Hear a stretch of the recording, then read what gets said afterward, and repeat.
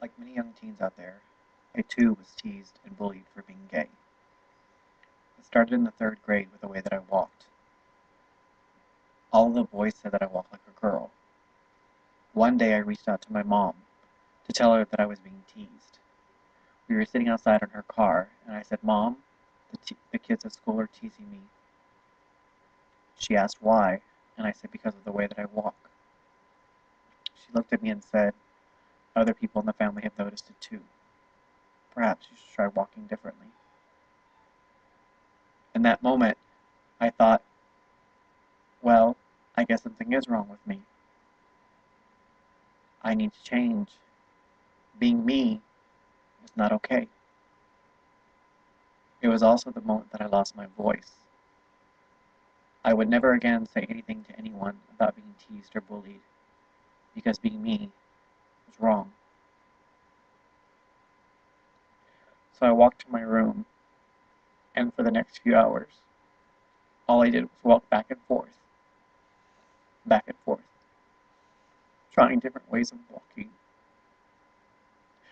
I didn't know what I was doing wrong. I just knew that I needed to change. Being me was not okay. I cried the whole time while trying to perfect my straight walk. Whatever I did that day must have worked, because for the next 2 years, the teasing about the way that I walked stopped. It wasn't until the fifth grade that the name calling about my sexuality began, and from that point, it wouldn't stop until I graduated. I'd gone to the bathroom and was washing my hands when a boy walked in and went to the urinal. We began talking about the test that we were getting ready to take. When I bent down to tie my shoe, he turned around. I looked up, and he said, "Are you trying to see my dick?" I yelled, "No." I was standing far from him, and more importantly, behind him. All I could see was his back. Besides, I wasn't trying to see his dick. I mean, hello, I have one too. I ran out, and by the time recess came around, everyone was talking about it. From then on, the hurtful and damaging words, like faggot and homo, never left my side. Those words became my identity in everyone's eyes, even in my own eyes. I was no longer just a boy trying to figure out who I was, like everyone else. I was a faggot. I was a homo. I had no idea what those words even meant, but at the time, it seemed like it was something bad. From then on, no boys would be my friends, only a few girls.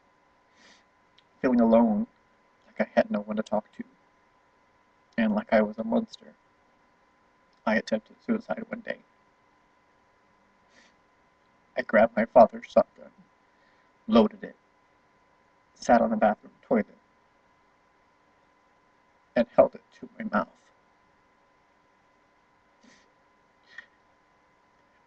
I, I was crying the whole time, but for whatever reason, I decided not to pull the trigger. By the time I got to middle school, I had attempted suicide 2 more times in different ways. I also turned to drinking alcohol just to have the courage to go to school.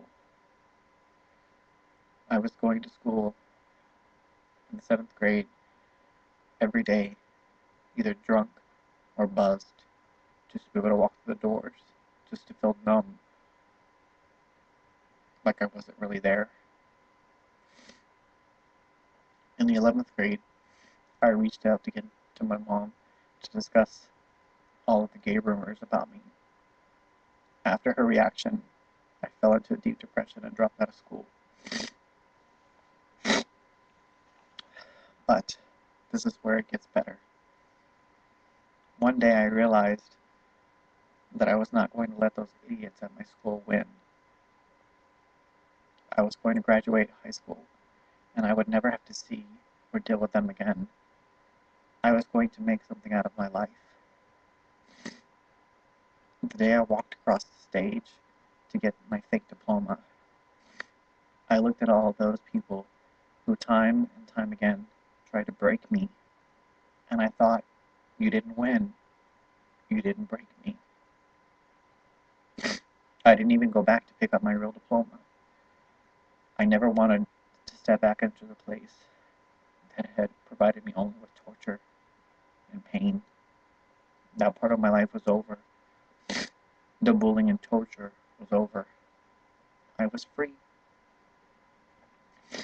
After I graduated, I found my voice again.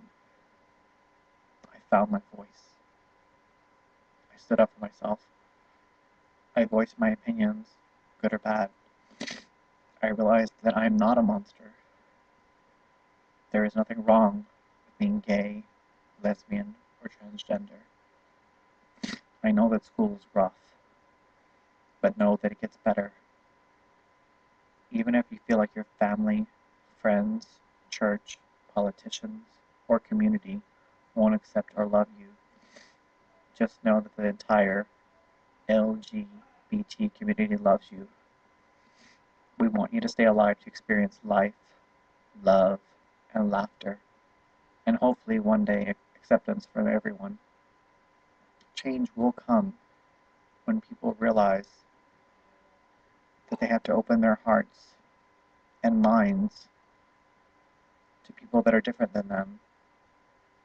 In the end, all gay, straight, bisexual, transgender, short, tall, skinny, and even overweight people, we all want the same thing: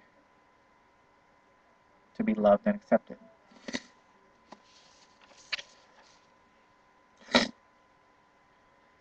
My mom eventually changed. She accepted who I was, and I have support from my family. Sometimes it takes time for people to change, but know that people can change, and what they think of you can change.